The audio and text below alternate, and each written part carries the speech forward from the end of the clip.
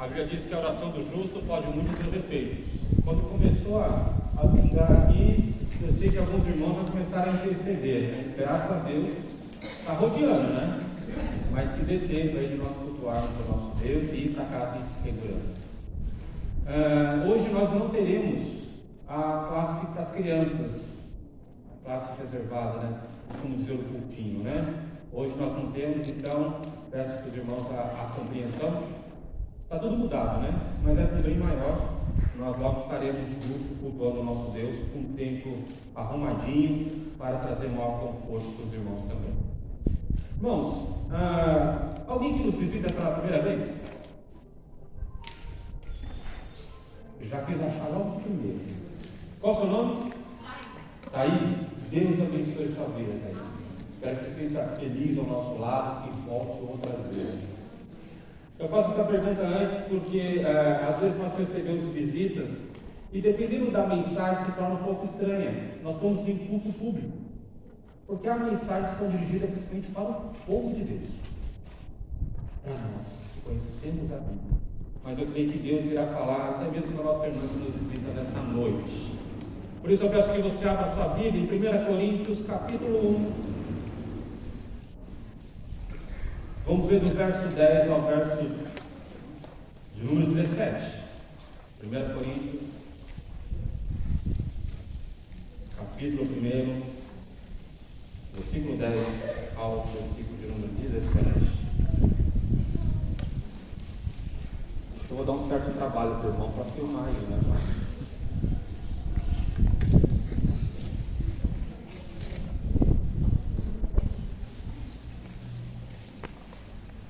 Todos acharam? Diz assim a palavra do Senhor: rogo-vos, irmãos, pelo nome de nosso Senhor Jesus Cristo, que falei todos a mesma coisa, e que não haja entre vós divisões, antes sejais inteiramente unidos, na mesma disposição mental e no mesmo parecer. Pois a vosso respeito, meus irmãos, fui informado pelos da casa de Cloe, de que há contendas entre vós. Refiro-me ao fato de cada um de vós dizer: eu sou de Paulo, e eu de Apolo, e eu de Cefas, e eu de Cristo. Acaso Cristo está dividido? Foi Paulo crucificado em favor de vós, ou fosse porventura batizado em nome de Paulo? Dou graças a Deus, porque a nenhum de vós batizei, exceto Crispo e Gaio, para que ninguém diga que fosse batizado em meu nome. Batizei também o da casa de Estéfanas, além desse não me lembro se batizei algum outro. Porque não me enviou Cristo para batizar, mas para pregar o Evangelho, e não com sabedoria de palavra, para que não se anule a cruz de Cristo. Vamos orar. Senhor, mais uma vez em oração nos achegamos a Ti, gratos, Senhor, pela beleza de cultuar a Ti, Senhor. Cantamos que queremos ser usados por Ti, Senhor, da forma que Te agrade. Nós só conseguiremos, Senhor, se nós estivermos atentos à Tua palavra. Por isso, mais uma vez, clamamos a Ti, que abra o nosso coração, o nosso entendimento, para entendermos a palavra, Senhor, e aplicá-la no nosso dia a dia. Fica conosco, é a oração que fazemos em nome de Jesus. Amém. Exatamente 15 dias atrás, nós no Odilon iniciamos um culto que não parecia um culto, parecia mais um ofício fúnebre. E já não havia se encerrado a quantidade de votos, e eu subi mais ou menos 20 horas para pregar, e eu disse para os nossos irmãos: eu tenho não a parcial, mas eu tenho o resultado final. O Messias venceu. Alguns quiseram até dar um pulinho com glória, mas eu disse: o verdadeiro Messias venceu na cruz do Calvário.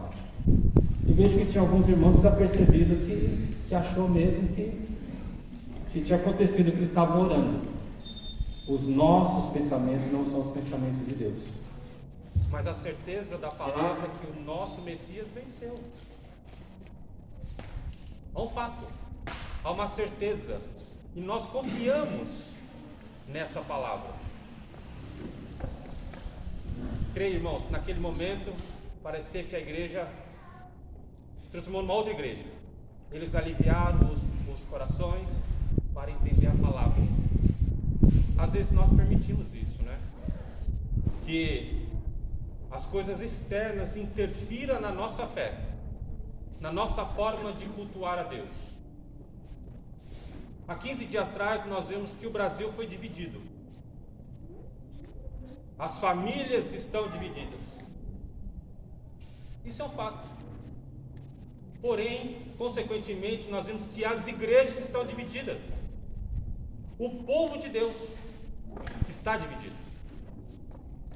Recentemente, Augusto Nicodemos lançou um vídeo dizendo que a instituição que mais perdeu não foi o STF, não foi o Congresso, não foi a Câmara, foi a igreja. A igreja saiu arranhada, se envolveu demasiadamente, com bandeiras, muitas delas que nós apreciamos porque são bíblicas, mas se envolveram demasiadamente. Paulo, ao escrever para os Coríntios, ele detecta 11 temas diferentes, por isso se torna uma carta muito difícil de se resumir, muito difícil. Nessa carta nós vemos como que eles deveriam se portar com relação ao próprio culto, se mulher deveria usar o véu ou não, se comer carne sacrificada, e Paulo escreve sobre tudo isso, porque eles enviam carta para Paulo. Paulo também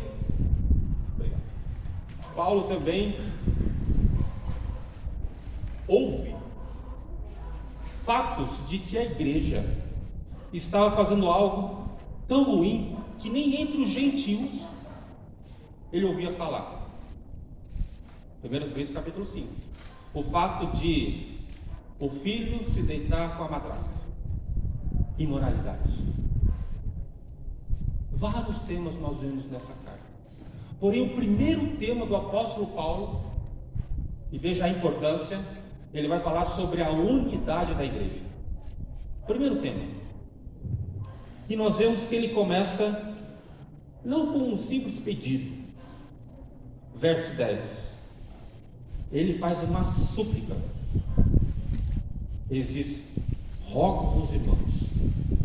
Primeiro, a forma de ele se dirigir a essa igreja, que a nosso ver, muitas vezes parece, esses não são crentes não, que tudo estava acontecendo dentro da igreja, se achando ser espiritual demais, não conseguiam reconhecer o que Cristo queria deles, exigia deles. Então Paulo faz esse pedido, essa súplica, essa exortação, que eles deviam falar as mesmas coisas. Conservar a unidade não quer dizer a uniformidade. Nós vemos que muitas igrejas pregam isso. Se você fechar os olhos, você não sabe se é o pastor titular ou é o segundo pastor, porque eles falam do mesmo jeitinho, são treinados para isso. Não é isso que Paulo está dizendo. Eles estavam dizendo que eles deviam produzir a mesma fé. Veja, Paulo trabalhou nessa igreja 18 meses. A base está lá em Atos capítulo 18. 18 meses havia uma igreja montada. E aí nós vemos que às vezes nós somos tão distantes disso. Temos congregações com 10 anos, 20 anos, 30 anos, 40 anos e não formam igreja, porque a distância da palavra está muito grande. E veja que Paulo estava dizendo: vocês precisam estar inteiramente unidos na mesma disposição mental, porque eu fui informado, não só por carta, por notícias, mas agora pessoas que ao participar da igreja não reconhecem mais a igreja. A igreja estava dividida em personalidades. Paulo não está falando de heresias nesse momento. Estava condenando o culto à personalidade, o fato de dizer: eu pertenço a Paulo, eu sou entre os fundadores. Outros: eu pertenço a Apolo. Ele fala muito bem, ele é um homem letrado. Vejo que o tempo todo ele estava assim escolhendo para si pessoas que mais te dava benefícios, que mais trazia alegria, se esquecendo do principal, que é Cristo. Às vezes nós nos envolvemos com tantas obras e esquecemos da obra principal, aquela que foi depositada e confiada a nós, que é pregar a mensagem de Cristo. E nós vemos que hoje em dia a igreja brasileira, eu falo isso num todo, porque a nossa igreja teve muito cuidado de se afastar um pouco e deixar a critério de cada irmão como entender o mundo e responder o mundo com uma visão bíblica de forma sóbria. Mas nós vemos que no contexto a igreja brasileira se deformou, se tornou militante, mas não de Cristo, de partidos. E eu não estou dizendo contra um ou outro. Canais que eram usados para enviar uma mensagem, para abençoar com o texto bíblico, foram usados não de forma a glorificar a Deus. Vocês repararam isso? Eu reparei. Se para nós que vivemos essa igreja, que reconhecemos um irmão ao nosso lado, nos escandalizamos, imagina o mundo a olhar para a igreja do Senhor e não reconhecer Cristo entre esses. A Bíblia diz que o povo deveria orar e clamar, e assim Deus sararia. Não é isso que a Bíblia diz? Em nenhum momento encontro na Bíblia que o povo de Deus deveria acampar, queimar pneu, fechar estradas. Em nenhum momento. E nós vemos em grande medida o povo de Deus misturado a tudo isso.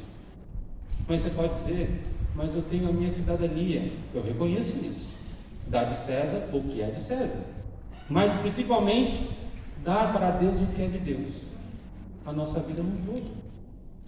E veja que, se nós falarmos em guerra, o meio mais eficaz não é o confronto homem a homem, é a artilharia aérea, as orações.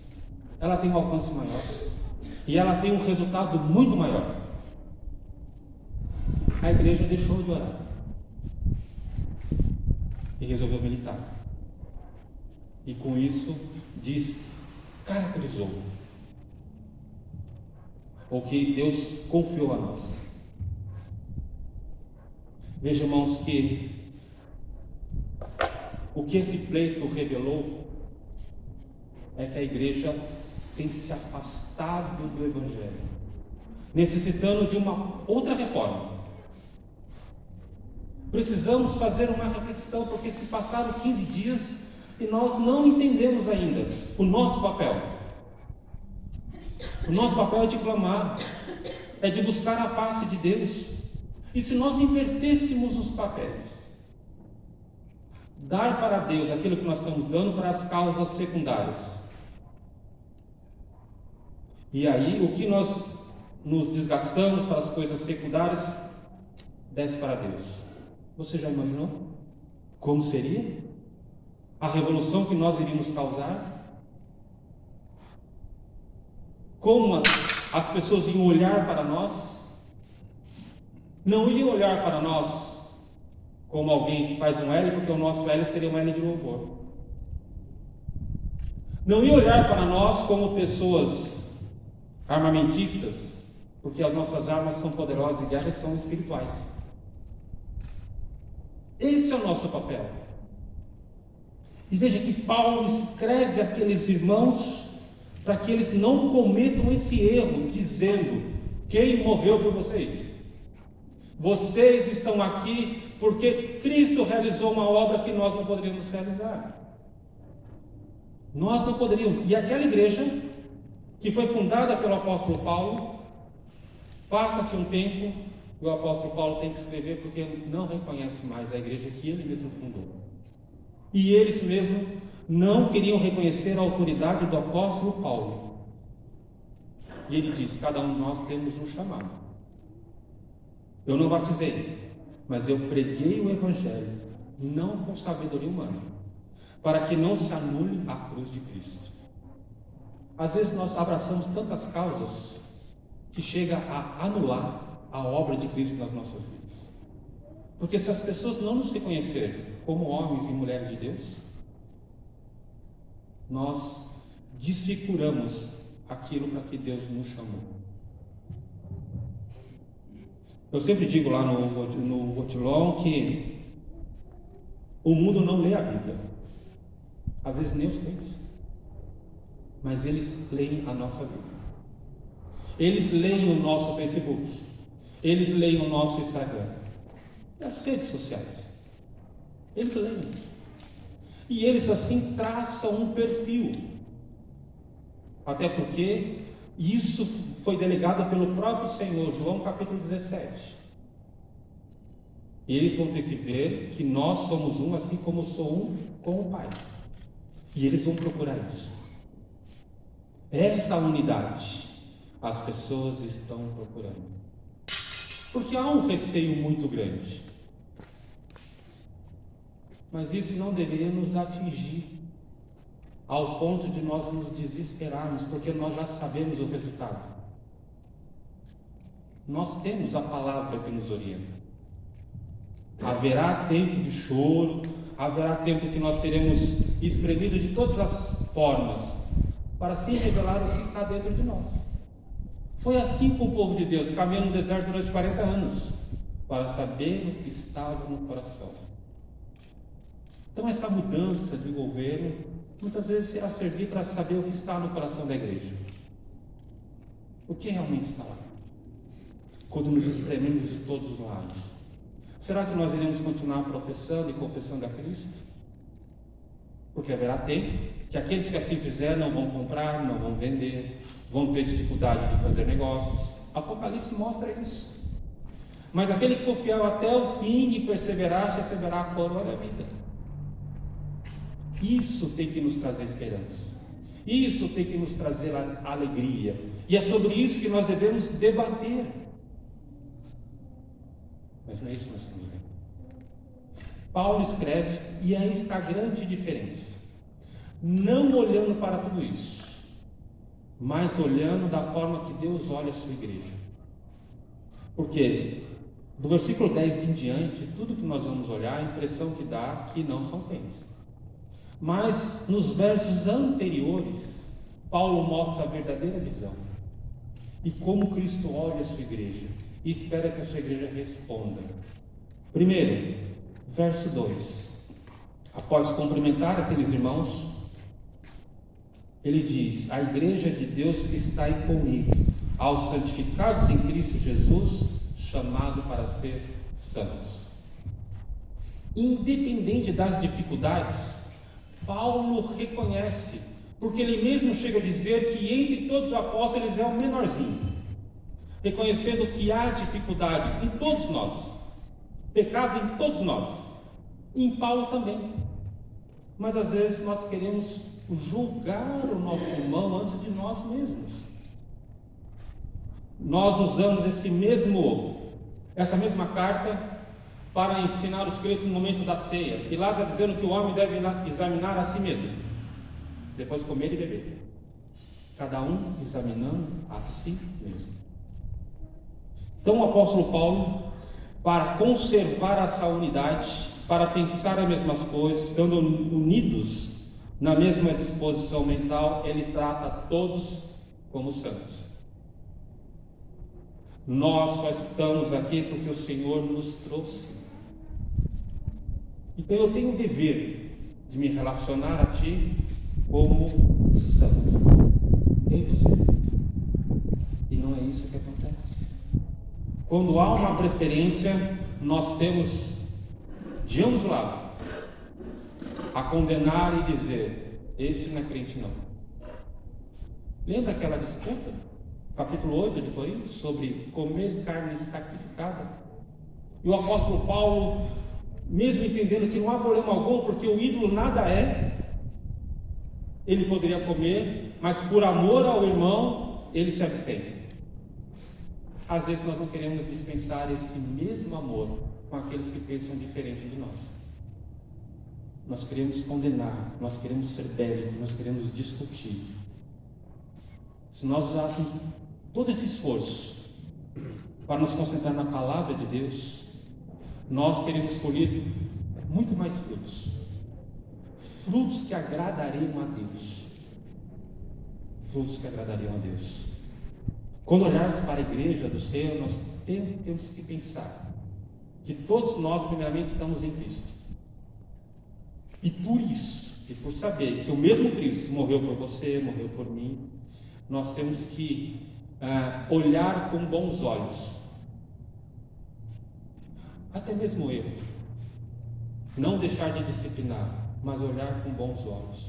Gálatas capítulo 6 diz que quando o irmão foi encontrado em falta, ele não diz que nós devemos passar a mão na cabeça.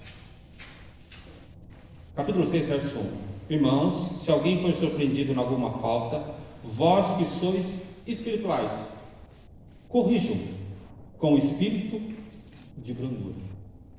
Mas continua: e guarda-te para que não sejas também tentado. Essa é a visão do apóstolo Paulo.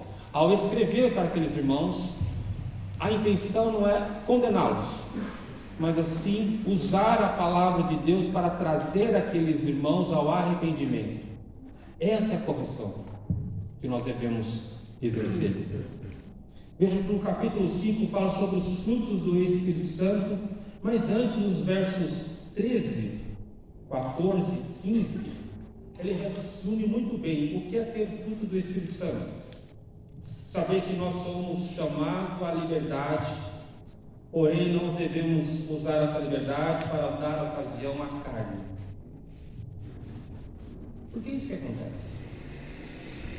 Às vezes nós nos envolvemos e nós demonstramos aquilo que nós temos guardado no nosso coração, que muitas vezes é a carnalidade que está em nós, não a espiritualidade.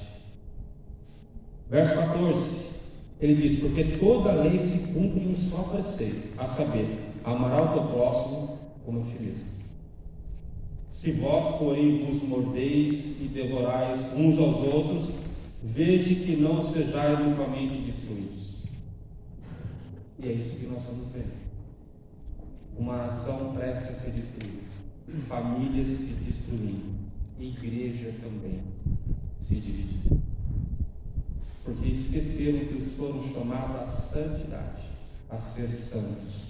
A segunda coisa que nós aprendemos, que é uma característica da igreja, a igreja que quer conservar a unidade, que quer glorificar a Deus, essa igreja precisa ser enriquecida de toda a palavra. Verso 5: tudo fostes enriquecido nele, em toda a palavra e em todo conhecimento. Por que a igreja brasileira está como está? Porque a palavra fiel não tem sido pregada. O que nós vemos muitas vezes é um entretenimento, fora as heresias que nós já sabemos que iriam acontecer, mas agora nós nem precisamos disso. O próprio entretenimento, o próprio bem-estar faz com que as pessoas não saiam das suas casas para ir ao culto. Qualquer coisa eu assisto depois.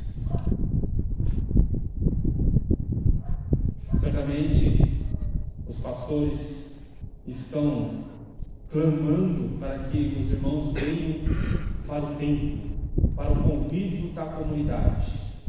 E quando o pastor diz: irmãos, irmão, eu quero que você venha cultuar com a gente, né? Aonde você está, ou alguma coisa desse tipo. Geralmente nós escutamos: não, mas eu estou cultuando sim. Como você não vejo você junto com ele? Não, eu estou em casa. Isso não é culto. Você está assistindo, você está sendo edificado, mas não cultuando. Cultuando é aqui.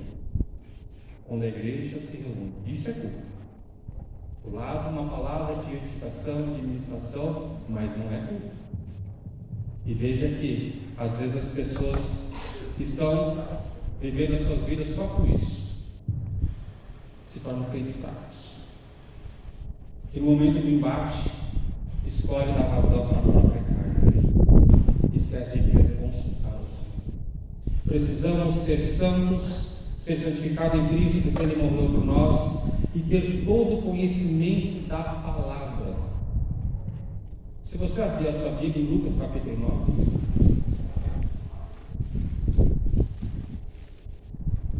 e olha o partidarismo querendo começar. Lucas capítulo 9, versos 49 e 50 diz assim: falou João e disse: Mestre, vi um certo homem que em teu nome expelia demônio, e lhe o proibimos, porque não segue conosco. Se não é do meu partido, está fora. Mas Jesus lhe disse: não proibais, porque não é contra vós, outros, é por vós. Cristo deixou bem claro que nós não podemos assumir nenhum espírito de divisão. Porque se a pessoa está falando, de certa forma, falou, se está na igreja, é porque o Senhor chamou, então nós não podemos trazer esse espírito, porque certamente irá causar divisão. Não é porque não pensa como eu, que eu devo rejeitá-lo. Para que o parâmetro sempre será a palavra de Deus. Mas nós temos que entender que nós, na nossa caminhada, estamos muitas vezes em posições diferentes. E a coisa mais difícil é nós pararmos e esperar aquele que está do nosso lado. A coisa mais difícil. Correr para alcançar alguém, nós podemos nos esforçar mais e chegar a quem está na nossa frente. Mas parar para esperar o próximo, às vezes nós não queremos esse trabalho. Mas precisamos entender. Paulo diz que nós somos chamados para a edificação mútua. A verdade não é assim comigo. Não está comigo, está com a palavra. E cada um de nós temos um tempo para o entendimento. As faltas precisam ser corrigidas, mas acima de tudo a unidade é preservada. Uma vida vale mais do que lei. Terceira coisa que nós precisamos entender para demonstrar que Cristo está entre nós, o Espírito Santo nos conduz. Nós devemos ser irrepreensíveis. Verso 9. O qual também vos confirmará até o fim, para seres irrepreensível no dia do Senhor Jesus Cristo, fiel a Deus, pelo qual fosse chamado a comunhão do seu Filho Jesus Cristo, nosso Senhor. Esta era a ideia do apóstolo Paulo. Uma igreja que ele fundou, que ao receber notícias, ele vê que não era a mesma igreja, mas ele trata da mesma forma, com o mesmo amor, querendo produzir o mesmo espírito de brandura para as correções, sendo firme quando necessário, ao ponto no capítulo 5 dele dizer: aquele rapaz, e eu disse a vocês que deveriam tratar, e vocês não trataram, agora eu digo, entregue a Satanás. A igreja deve ser firme, sim, mas acima de tudo demonstrar o amor, demonstrar o perdão, porque nós recebemos tudo isso, sem merecer. Nós devemos fazer de tudo, irmãos, daqui para frente, para tentar unir famílias, para trazer a unidade da igreja. E, se possível, sim, pregar, para que haja uma conversão. E a partir da conversão, tudo que nós desejamos vem junto. Romanos capítulo 12, a forma de pensar, de não se moldar a este mundo, vem com a pregação do verdadeiro Evangelho. O que acontece? São poucas igrejas ainda pregando de forma fiel. Graças a Deus nós estamos numa igreja que zela por isso, mas eu tenho me assustado. O que nós buscamos muitas vezes são melhores métodos para expandir, para pregar e para evangelizar, mas na verdade o que nós precisamos são de melhores crentes. Melhores crentes. A mensagem de arrependimento tem que ser pregada, mas acima de tudo ela precisa ser vivida. A mesma mensagem de João Batista é a que nós pregamos. Mas veja, ele tinha uma roupa diferente, um costume diferente na sua alimentação, ele tinha sim autoridade, tudo isso que nós temos, e nós falamos isso na quarta-feira. Mas às vezes as pessoas olham para nós, podem até entender a mensagem, mas não entendem o nosso modo de vida, que às vezes está desassociado.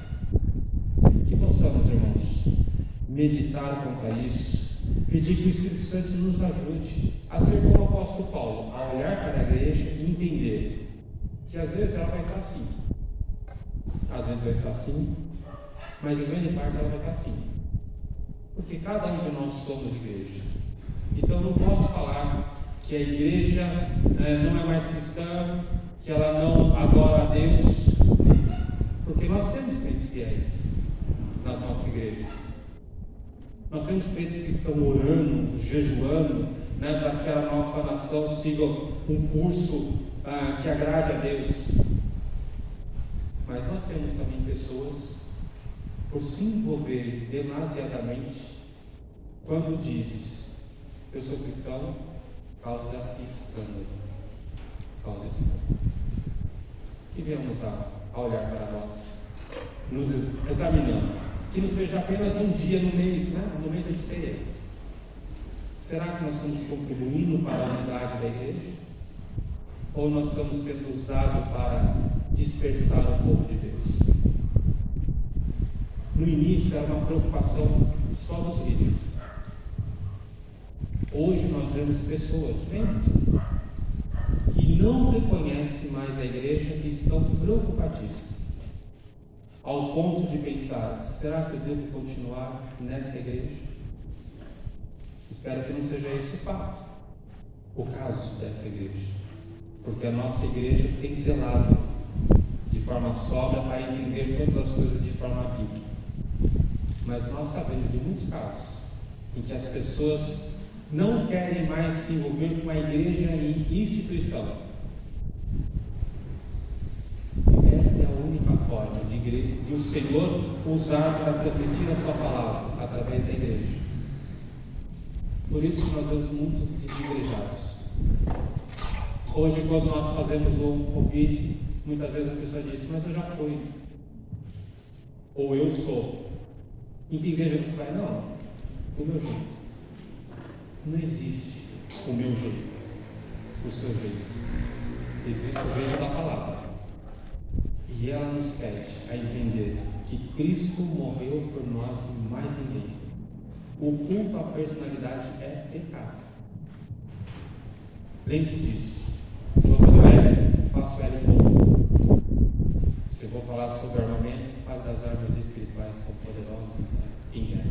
Essa é a nossa mensagem. Que o Senhor assim nos abençoe. Vamos orar? Senhor nosso Deus, mais uma vez te agradecemos pela tua palavra, Senhor. Que sim, ó Deus, nos edifica, Senhor, nos consola, mas também nos exorta, ó Pai.